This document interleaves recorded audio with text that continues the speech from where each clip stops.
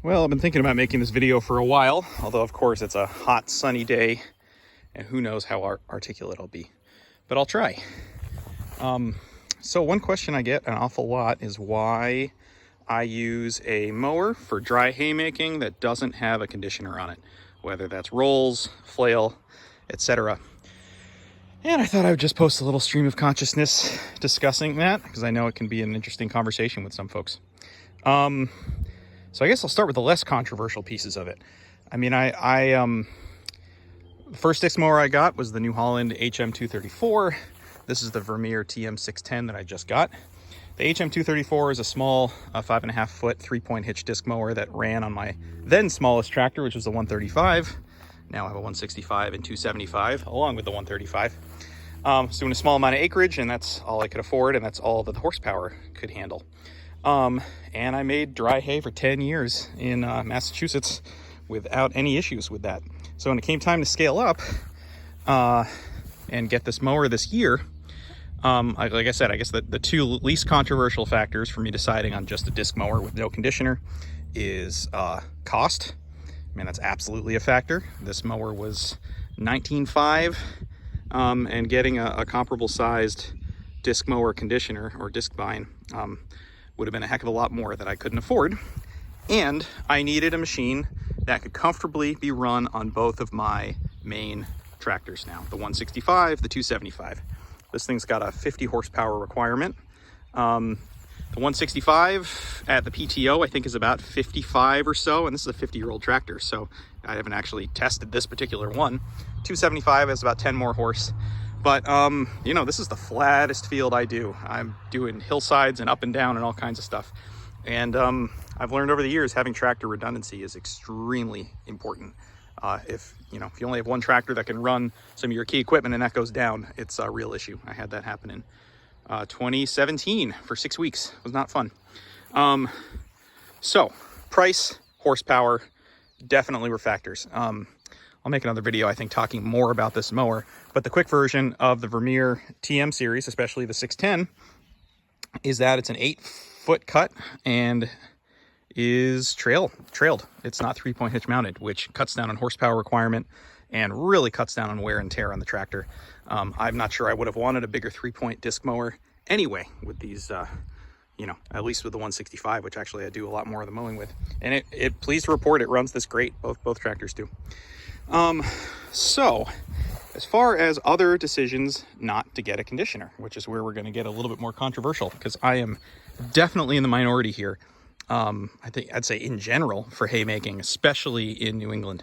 And, yeah, I mean, I'll be the first to say that I'm not saying a conditioner is bad. I'm not saying a conditioner is unnecessary, and I'm not saying that a conditioner doesn't help. Absolutely does on all of those accounts. But when you look at the history of originally the steel crimpers and then the rubber crimpers and then building it into mower conditioners like the old hay binds, and then eventually disc mowers with I guess I can't speak quite as much to the flail just yet. But those originally were, to my understanding, especially for legume crops, alfalfa, which is so delicate that if you look at it wrong, the leaves will start to shatter. In New England here, we're making primarily grass hays. I don't know anybody really doing alfalfa other than a couple dairy farms that chop it.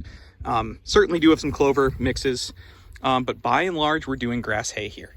And so while the conditioner helps, it cracks the stems or rolls the stems or scratches the cuticle if you have a flail. I have not noticed any downside to not having one doing grass hay in this environment. I'm sure I TED an extra time compared to people, which we'll talk about. But when you compare the size of tractors that I need, fuel consumption, etc., I think that comes out evenly. And when I TED the extra time, it's immediate. I mean, I'll mow something and I'll go back and I'll TED it hard. But then after that, I really act gently with the tedder. And, I think that's almost the bigger benefit I wish I had from a conditioner is the fluffing factor of leaving this nice aerated, fluffed up swath that nicely picks the material up off the ground. This thing just drops it in a nice wide swath that gets its sun exposure, but if you've got wet ground or, kind of this New England climate, it can be really challenging. So, you know, I'm out here making hay in the same stretches as people with conditioners, maybe tedding it an extra time. And, you know, I'm still pulling good quality dry hay off the field at the same time. So you know, again, I'm not knocking conditioners, but I just wonder how much it was the new exciting technology that everybody was told they needed, and then everybody got so used to them that nobody's really trying to make it without it anymore, or at least not too many people are. Clearly there are people buying, you know, this series of mower. I just don't see them as much in New England. You know, and looking into the science behind hay drying too, I think there's a lot to be said about forage quality for unconditioned hay, and that's where I get really controversial, because people get all kinds of upset when I say that. You know, I think the biggest point they make is that if you're tedding it more, you're getting leaf shatter and that sort of stuff, which I totally get that. You know, the biggest thing for me is how hard you're tedding it and what the timing is. The only time I ever ted it anywhere near 540 RPM is right after I mow. After that, I'm going down to 2/3 or even half RPM, upping the ground speed, just getting gentle lift and trying to get material moving, getting dew off of it, getting the ground dried out under it, because New England is challenging that way. So, you know, I mean, I'm still pulling in good yields without... I mean, it's not leaf shatter. It's not all stems, because this is grass hay. So it is a lot more resilient and can handle more working than I think a lot of people give it credit for. But then the way that non-conditioned hay, or at least non-crimped hay, dries is that because the stalk is still intact and connected to the leaves, in the way that the, I can't remember if it's phloem or xylem, but, you know, where the capillary action happens, the leaves continue to draw sap out of the stems before the leaves completely desiccate. And, you know, that's oversimplified. I've seen it happen any number of ways. Or, you know, where clearly the leaves have dried, but the stems still have green in them. But it allows those leaves, I think, to dry later in the process. And I've read papers and, you know, or I don't know about papers, but I've read studies and stuff talking about this.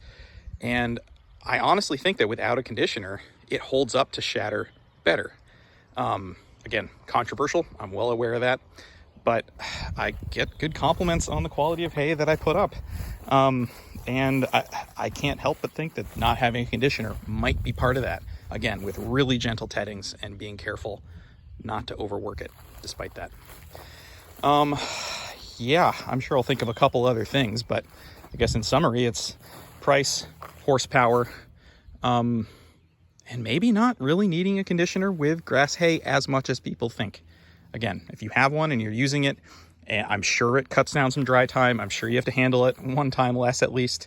I'll be the first to admit that. But, you know, when I was looking into getting this thing, I had folks telling me that I was absolutely crazy. And I've already been doing it for 10 years. This is the 11th, and it's working just fine. So for those of you pondering it, I don't know, curious to hear what everybody thinks.